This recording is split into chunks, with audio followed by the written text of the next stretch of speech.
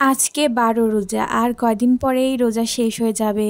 খারাপ লাগছে তাই না? আমার তো অনেক খারাপ লাগছে। রোজার সময়টা আমার কাছে অনেক ভালো লাগে। তো হ্যালো এভরিওয়ান, আসসালামু আলাইকুম। সাবিনাস স্টোরিতে আপনাদের সবাইকে স্বাগতম। কেমন আছেন সবাই? রোজার সময় তো আমরা সবাই ভাজাপোড়া খেতে অনেক ভালোবাসি। আমরা যেহেতু বাঙালি, আর ভাজাপোড়া হচ্ছে রোজার সময় আমাদের সবার বাসায় কম বেশি করা হয়। তো আজকে আমি আপনাদেরকে দেখাবো একদম অন্যরকম স্টাইলের চিকেন ফ্রাই রেসিপি। তো চলুন শুরু করা যাক। প্রথমেই তো দেখলেন আমি হচ্ছে চিকেনটা ভালোভাবে ম্যারিনেট করে রাখছিলাম ফ্রিজে, সবগুলো মশলা দিয়ে, যেমন রসুন বাটা, আদা বাটা, তারপর হচ্ছে সামান্য একটু হলুদের গুঁড়া, কালার আসার জন্য। হলুদের গুঁড়া বেশি দিবেন না, হলুদের গুঁড়া বেশি দিলে কিন্তু হলুদ হলুদ গন্ধ করবে, খেতে ভালো লাগবে না। আমি এমনিতে জাস্ট দিয়েছি হচ্ছে কালার আসার জন্য। আর মরিচের গুঁড়াটা আপনাদের পছন্দ মতো দেবেন, লাল মরিচের গুঁড়া। আমরা যেহেতু বাঙালি আর আমরা ঝাল ঝাল খেতে ভালোবাসি, এই জন্য আমি মরিচের গুঁড়াটা দিয়েছি। যারা ঝাল ঝাল খেতে একেবারেই ভালোবাসেন না, তারা মরিচের গুঁড়াটা স্কিপ করবেন। এমনিতে গোলমরিচের গুঁড়াটা দিতে পারেন, আমি গোলমরিচের গুঁড়াটাও দিয়েছি।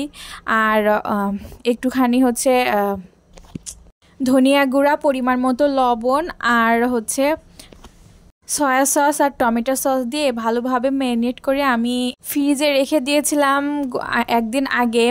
যত আগে ম্যারিনেট করে রাখবেন ততই টেস্ট হবে খেতে। আর সঙ্গে সঙ্গেও আপনারা করতে পারেন, আপনাদের যদি টাইম না থাকে তাহলে সঙ্গে সঙ্গে এগুলো দিয়ে আধা ঘন্টা মতো রেস্টে রেখে তারপরে করতে পারেন। কিন্তু আমি আমার কাছে যেহেতু সময় ছিল, সেজন্য আমি গতদিন এটা ম্যারিনেট করে ফ্রিজে রেখে দিয়েছিলাম, আর আজকে বের করে ভেজে ফেলবো। আর দেখলেন তো আমি একটা ডিম দিয়ে দিয়েছি। ডিমটা কিন্তু আগেই ম্যারিনেট করার সময় দিতে যাবেন না, যখন ভাজবেন তখন দেবেন, তাহলে খেতে ভালো লাগবে। আর আমি কর্নফ্লাওয়ার দিয়েছি পরিমাণ মতো, যাতে ক্রিস্পি হয়। আর পরিমাণ মতো ময়দা দিয়ে ভালোভাবে মাখিয়ে নিয়েছি। অনেকেই কোট করে ময়দা দিয়ে অন্যভাবে, ওইভাবেও আমি করতে পারি, কিন্তু আমার কাছে এইটাই সব থেকে ইজি মনে হয়, তাই আমি এইভাবেই করেছি। আপনারা এইভাবে করে দেখতে পারেন, একদম রেস্টুরেন্টের মতোই খেতে হবে আর ইজি লাগবে। আর ওই যেইভাবে বাবুর্চিরা যেইভাবে কোট করে ওইভাবে কোট করতে গেলে আমার কাছে মনে হয় যে ময়দাটা বেশি চলে যায়, আর খেতে খেতে ভালো লাগে ঠিক, কিন্তু আমার কাছে মনে হয় এইটাই একদম সহজ। আর এই তো আমি ভাজার জন্য কোট করার পরে ভাজার জন্য তেল গরম করতে দিয়েছিলাম একদম হাই হিটে। তেলটা একদম হাই হিটে গরম করে নেবেন।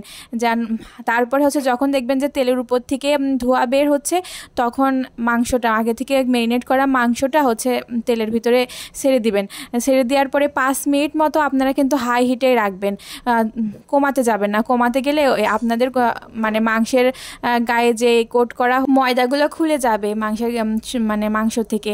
তাই 5 মিনিট মতো হাই হিটে রেখে তারপরে আপনারা একদম চুলার আঁচটা মিডিয়াম টু লো হিটে দিয়ে দিবেন, যেন মাংসটা ভালোভাবে ভিতর থেকে সেদ্ধ হয়। আর একটু বেশি সময় নিয়ে ভাজতে হবে। আমার তো লেগেছিল 15 থেকে 20 মিনিট।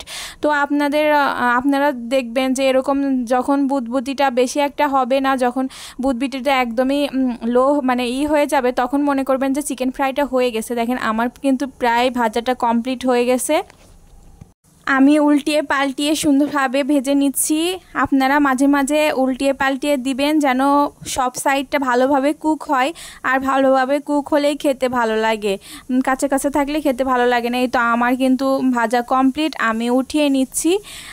আর দেখুন আমার চিকেন ফ্রাইটা কতটা ক্রিস্পি হয়েছে, আর খেতে কিন্তু মাশাআল্লাহ অনেক ভালো হয়েছিল। আপনারাও এইভাবে করতে পারেন, এইভাবে করে খেলে কিন্তু অনেক মজা লাগে।